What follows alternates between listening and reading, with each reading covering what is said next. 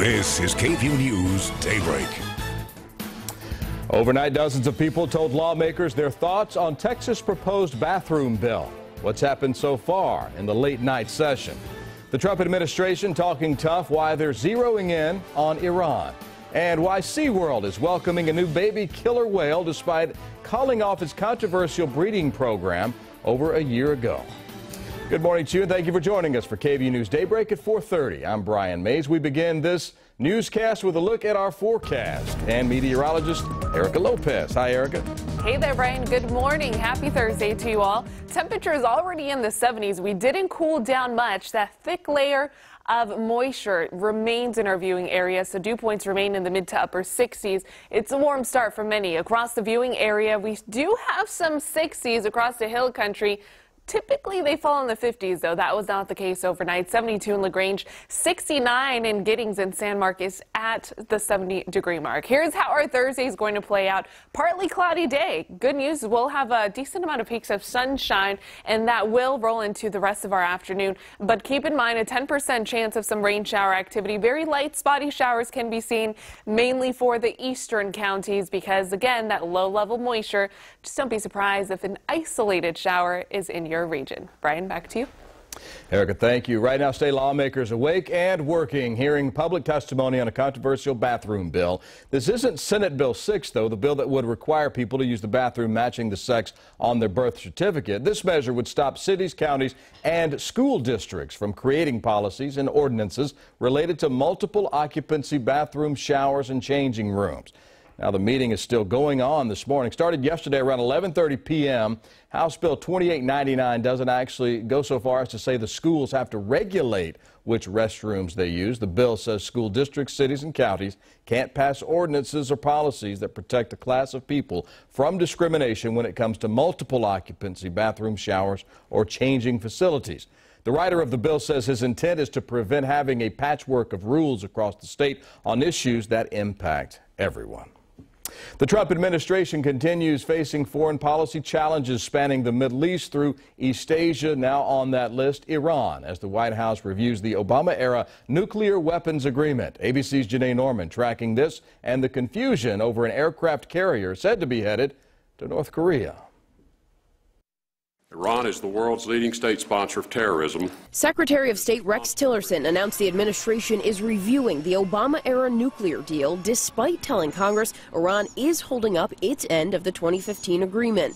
An unchecked Iran has the potential to travel the same path as North Korea and take the world along with it.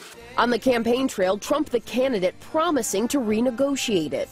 They're doing the Iran deal. It was so bad, so pathetic. I looked at it.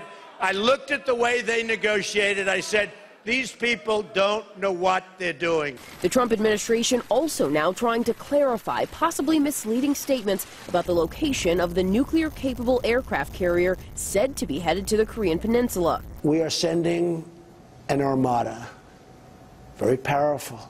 But the president's statement to Fox Business News wasn't exactly true. The USS Carl Vinson wasn't on its way. Instead, it was actually 3,000 nautical miles away, headed in the opposite direction for a military exercise off the coast of Australia. But reports of the carrier group dominated Asian news. A leading South Korean newspaper with the headline, "Trump lies on the Carl Vinson. Xi Jinping and Putin must be laughing. Is the U.S. bluffing its North Korean policy? The White House insisting it's not." The president said that we have an armada going towards the peninsula. That's a fact. It happened. It is happening, rather. The USS Carl Vinson is expected to arrive in the Sea of Japan next week. Meanwhile, UN Ambassador Nikki Haley says the U.S. isn't trying to pick a fight with North Korea, saying the ball is in their court over what happens next. Janae Norman, ABC News, Washington. 4:34 now, and school will continue as normal today at Vista Ridge High School in Cedar Park, despite a bomb threat made on social media last night. After an investigation, officers say the threat is not credible. School leaders say if students have additional concerns about their safety, administration and school counselors will be available to talk today. Austin police asking for help finding a missing person. They say Thomas Hernandez was last seen at his home yesterday morning in southeast Austin. Police say Thomas suffers from dementia. He was wearing a black fedora, blue jean jacket, and khaki pants. If you see him, call 911. Police asking you to keep an eye out for two missing teenagers from Minnesota who might be in Austin. APD looking for 16-year-old Haley Ann Delbo and 17-year-old Terry Dwayne Cook. They're believed to be driving a silver 2007 Volkswagen Jetta with Minnesota license plates. If you have any information, call the Scott County Sheriff's Office at that number on your screen. Summer's a busy time for road construction projects, and TxDOT wants to remind you to be aware of work zones when you're on the highways. According to a new report from the agency, in 2016 there were more than 25,000 crashes in work zone, causing 181 deaths. The number of deaths up 27% from 2015, with the overwhelming majority of those victims being drivers. TxDOT says it's important people pay attention. Our guys are out there, there's not much protecting them from whatever could happen. But oftentimes the lives you save, they're yours. The injuries that you can prevent by driving safely, they're yours. TxDOT's embarking on a statewide work zone awareness campaign to try and crack down on the issue. Traffic fines in work zones when workers are present double, and that can cost violators up to $2,000. State fire marshals headed to Bastrop to help investigate a fire that broke out yesterday morning. We told you about that on Daybreak. Started around 1:30 a.m. yesterday at the Ramos Tex-Mex restaurant in Bastrop. People were evacuated from nearby apartments because of the smoke coming from the building. The restaurant's been declared a total loss. Thankfully, no one was hurt. Still no word on how the fire started. SeaWorld San Antonio welcoming a new baby killer whale this morning. Yesterday, 25-year-old Takara gave birth to her calf, which will be the last killer whale that will ever be born at the theme park in San Antonio. Just a little over a year ago, it announced plans to stop breeding orcas amid a wave of animal rights protests.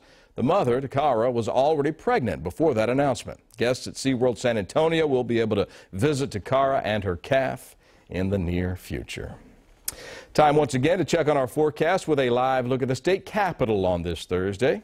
Here's Erica Lopez. Hey there. Yeah, good morning. Warm temperatures not only for us here in Austin, but much of the Lone Star State. The good news is that for the most part we're quiet. We don't have any rain shower activity across the entire state as we speak. But what we have is a southeasterly flow, and that's keeping things pretty humid this morning. Across our viewing area, temperatures in the 60s across the hill country, 70s for our central counties, close to 70 for the eastern counties, 71 currently in the Austin metro area. Here's how we can expect our Thursday to play out. A mostly cloudy start to our morning, but those clouds will be able to burn off, and we should have a decent amount of sunshine this afternoon.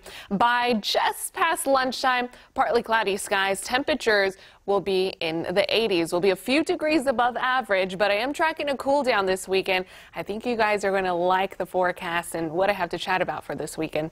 We'll talk about that soon. Brian, back to you.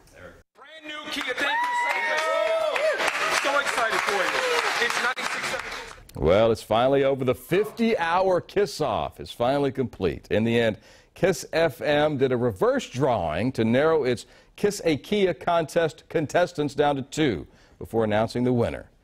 Delaney J. Surya, a 30-year-old from here in Austin, and her husband stayed with her the entire time. She was brought to tears a couple of times afterwards, saying how much she and her husband really needed that brand new car. She has it today. Coming up, an Austin neighborhood on edge because of a group of kids, what they're doing and how police are trying to stop them, and how a group of Texans are trying to derail plans to build a wall along the border with Mexico. Stay with us.